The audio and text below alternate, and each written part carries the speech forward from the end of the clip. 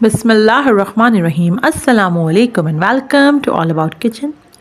آج جو ریسپی میں آپ کے ساتھ شیئر کر رہی ہوں وہ بہت ہی زبردست مسالے دار مزیدار انڈا گریوی کی ہے، جو کہ ہم نے باربیکیو فلیور کے ساتھ بنایا ہے۔ بہت مزے کی یہ انڈے کی گریوی بنتی ہے۔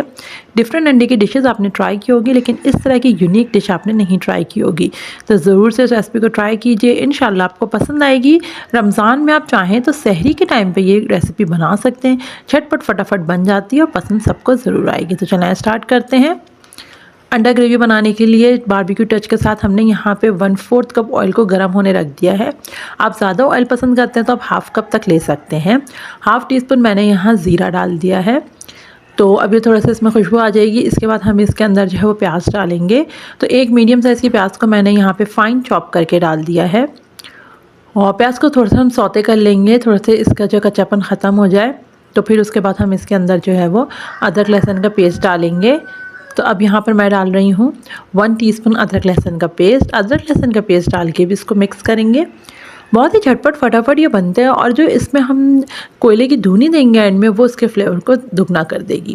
یہاں میں نے 1/4 کپ یہ ہری چٹنی ڈالی ہے۔ ہری چٹنی کو میں نے ہرا دھنیا، ہری مرچ اور جو ہمارے پاس لہسن ہوتا ہے، ان 3 چیزوں کو ڈال کے پیس لیا تھا۔ تو آپ اپنے حساب سے تینوں چیزیں لے لیں، تھوڑا سا ہرا دھنیا لے لیں اور زیرہ اور لہسن لے کے پیس کے ہری چٹنی بنا لیں۔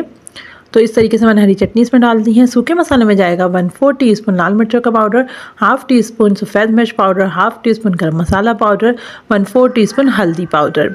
سب چیزیں ہم نے اس کے اندر ڈال دی ہیں۔ اچھے طریقے سے اس کی کریں گے بھنائی۔ نمک ابھی میں نے نہیں ڈالا ہے، نمک ہم اینڈ میں ڈالیں گے، تو آپ چاہیں تو آپ ڈال سکتے ہیں۔ اب دیکھیں یہاں پر تیل کا کلر آپ دیکھ سکتے ہیں گرین سا ہو گیا ہے۔ یہ بس یہ کنڈیشن ہے کہ اچھے سے مسالوں کی بھنائی ہو گئی ہے۔ تھوڑا سا میں نے یہاں پانی ڈال دیا ہے، پانی ڈال کے اس کی بھنائی کر لیتے ہیں۔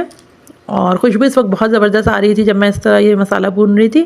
تو بس اب ہم اس کو تھوڑی دیر کور کرتے ہیں تاکہ مسالے جو ہیں اس کا کچا پن ختم ہو، سب چیزیں رچ بس جائیں۔